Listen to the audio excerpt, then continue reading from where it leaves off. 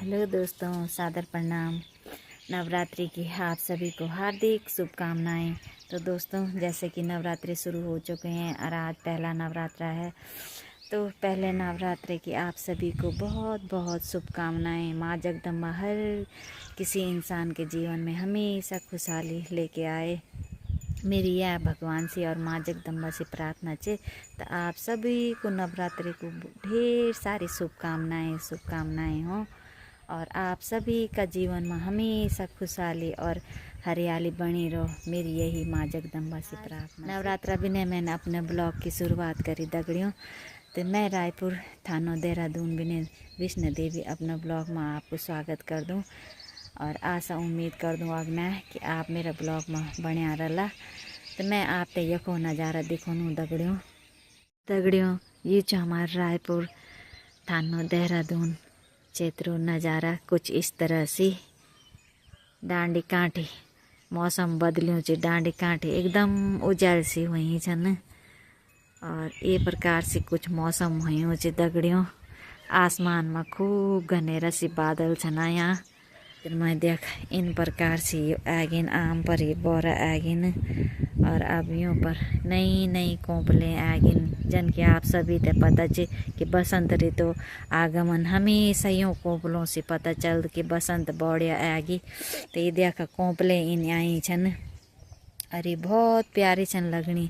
पर मौसम कभी कभी जब इन खराब होंद तो आंधी तूफान होंद ये आम की बोरें सब झड़ जाने जैन जिससे आम बनने दोस्तों। तो आम कहाँ से बनेंगे जब ये सारे फूल देखो इस तरह से छत में नीचे झड़ जाते हैं और सब फूल जब झड़ जाएंगे, जब फूल ही नहीं रहेंगे तो फल कहाँ से लगेंगे। तो ये देखिए इस तरह से यहाँ इस मौसम में ये आम पे पूरी कोंपलें आ गई हैं दोस्तों। हमारे क्षेत्र में देखो जो यहाँ गेहूँ की फसल लोगों ने बो रखी है तो इस तरह से अभी गेहूँ हो रखे हैं और हरे भरे खेत कितने प्यारे लगते हैं जब फसल के लहलाते खेत इस तरह से रहते हैं तो मन खूब हर्षित होता है।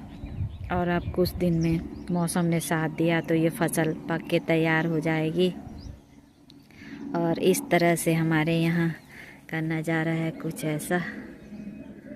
और मैं दिन के टाइम में भी अपने छत पे आ रखी हूँ। आज सभी के व्रत हैं, जैसे कि आज पहला नवरात्रा है। ये मेरा पूजा कक्ष है। इस तरह से मैंने माँ के लिए लड़ियाँ लगा रखी। जय हो दुर्गे मैया की, जय हो माँ भवानी की। और यहाँ पे है मैंने अपनी जगदम्बा को ये भोग चढ़ा रखा है। इस तरह से मैंने अपनी कलश स्थापना कर रखी है यहाँ पे। और यहाँ पे मैंने अपनी अखंड ज्योत जला रखी। जय अखंड ज्योति माता। आप सभी के घरों में भी अखंड ज्योत जलनी वाली। जैसे ही मैंने बसंत ऋतु के आगमन की बात की तो देखो गमलों में भी ये प्यारे प्यारे से फूल खिल गए।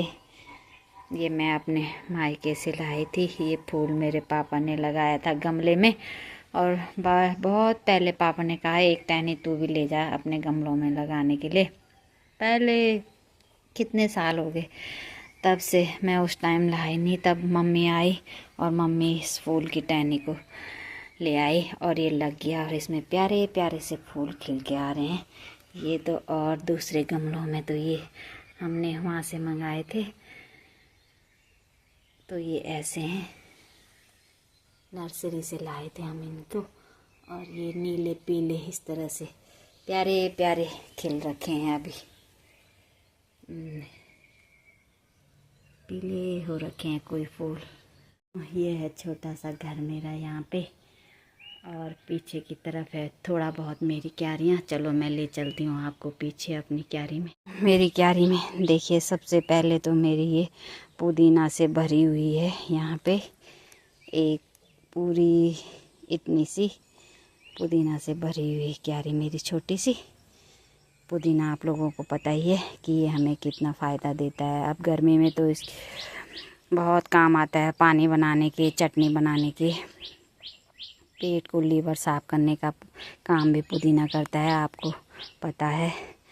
और आगे लगा रखा है मैंने अपने बाड़े में थोड़ा सा धनिया, प्याज और यहाँ पे बो रखी हैं दोस्तों मैंने ये भिंडी और उस तरफ से है दोस्तों मेरे ये नींबू का पेड़ मैंने यहाँ पे लगा रखा है अपने बाड़े में। और अब इसमें छोटे छोटे पीले पीले नींबू तैयार होने लग गए हैं।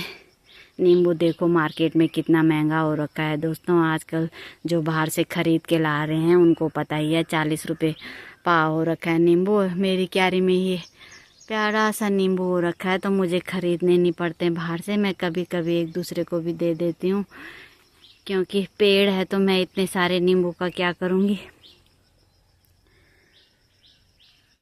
और दोस्तों यहाँ पे हो रखी है मेरी ये प्यारी सी गुलाब की डाली, क्योंकि अब नवरात्रि चल ही रहे हैं तो ये फूल बार बार माँ जगदम्बा को चढ़ाने के काम आते हैं। देखो प्यारे से लग रहे हैं, आपको दिखाई दे रहे होंगे मेरी वीडियो में। गुलाब की ये डाली ये मेरे हस्बैंड जी ने लगा रखी थी। वो इसमें पानी पुनी खूब देते हैं तो ये खूब फूलों से भर गई है इस बार।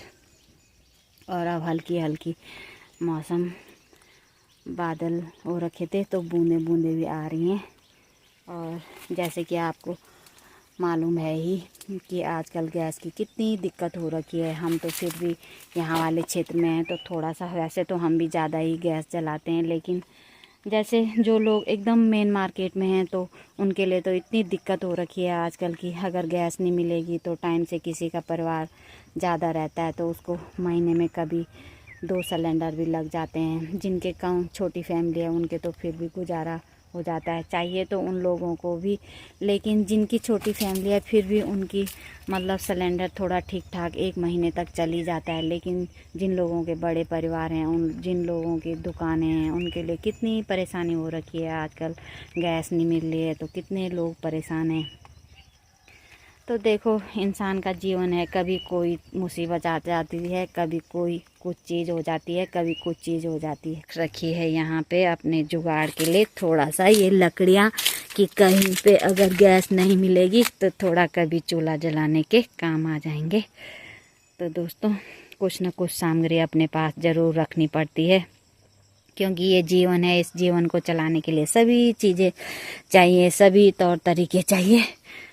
तो समय बदलता रहता है, मौसम की तरह जीवन भी परिवर्तित के अनुसार कुछ भी पता नहीं चलता दोस्तों कब क्या हो जाए।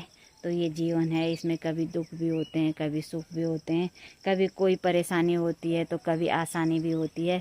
तो ये जीवन है, इसमें सब कुछ चलता रहता है समय के अनुसार। मौसम की तरह जीवन भी बदलता रहता है, कभी ऊपर कभी नीचे, हर तरफ से दुख सुख चलते रहते हैं। तो दोस्तों आज के ब्लॉग को मैं यहीं पे समाप्त करती हूँ।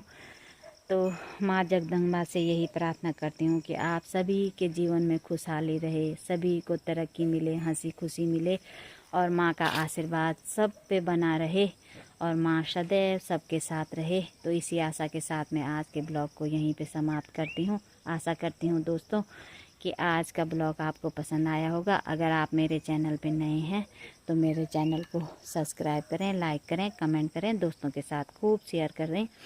मिलती हूँ आपको एक नई आशा और नई उमंग के साथ, नई जानकारी के साथ दूसरे ब्लॉग में। तब तक के लिए धन्यवाद। जय देवभूमि, जय उत्तराखंड।